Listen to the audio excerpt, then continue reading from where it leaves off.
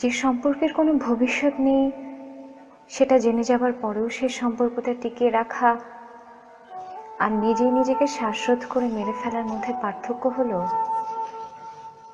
একটা এক্ষুনি মারা যাব আর অন্যটাই ধীরে ধীরে।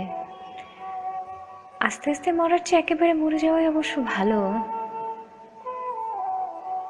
যে অনিশ্চিত সম্পর্ককে আমি দিনের পর দিন নিশ্চিত বলে বেঁচে এসেছি, সেই সম্পর্ক আমাকে ধীরে ধীরে মেরে ফেলার জন্য তৈরি হয়েছিল, তা জানা বা বোঝার ক্ষমতা আমার কেন, কারোরই থাকে না।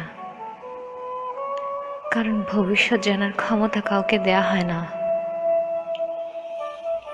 মানুষের কিছু ইচ্ছে মরে যাবে, কিছু বেঁচে থাকবে, এটাই নিয়ম। শুনেছি অপ্রাপ্তিগুলোকে নাকি পরের জন্মে দেয়া হয়, যে জন্মের কোনো মৃত্যু নেই।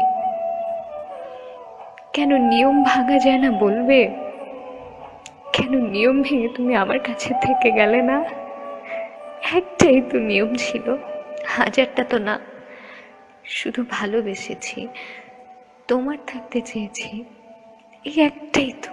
বলো, ভাঙতে পারলে না কি হতো? যুদ্ধ নিশ্চয়ই হতো না, মানুষও মরতো না। তবে ছেড়ে কেন গেলে? থেকে যেতে পারলে না? নিয়ম তো কত লোকেই ভাঙে। তুমি কেন আমাকে পৃথিবীতে ভালোভাবে বাঁচিয়ে রাখার জন্য একটা নিয়ম ভাঙলে না? কেন চলে গেলে? আমি তো কোনো অন্যায় করিনি, কোনো অন্যায় করিনি। হাজারটা শীতের রাতে চাদর গায়ে হিম ঠান্ডায় তোমার জন্য জেগে থাকা মানুষটা তো আমিই ছিলাম। তোমার সেসব কিচ্ছু মনে নেই? তারপর সেবার বৈশাখে শহরের পিচ ঢালা পথে আলতা মাখা পায়ে সারা রাস্তা যে দুজন একসাথে খালি পায়ে হাঁটলাম, সে কথাও কি মনে নেই?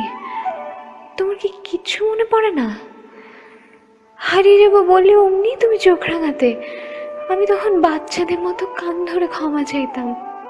ভুলে গেছো তুমি? কিচ্ছু মনে পড়ে না তোমার?